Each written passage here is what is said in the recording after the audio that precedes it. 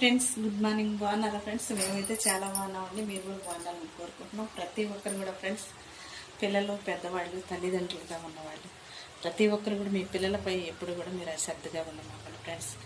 స్కూల్కి వెళ్ళే కావచ్చు, కాలేజీకి వెళ్ళే వాళ్ళు కావచ్చు, స్నేహితులతో కావచ్చు, వాళ్ళు ఎప్పుడు ఏ టయానికి ఎక్కడున్నారని ప్రతి క్షణం కూడా మీ పిల్లల మీరు కనిపెట్టుకుంటూ ఉండండి.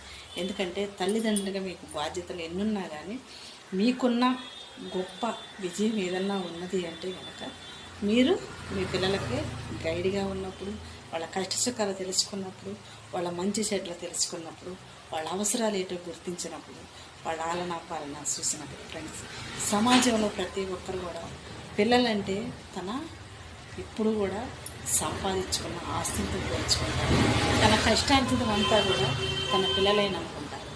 తను ఎంత అలసిపోయినా, తను ఎంత బాధల్లో ఉన్నా, తను ఎంత కష్టాల్లో ఉన్నా తన పిల్లలు చూసినప్పుడు తను రిలాక్స్ అవుతూ ఉంటారు చాలామంది కూడా.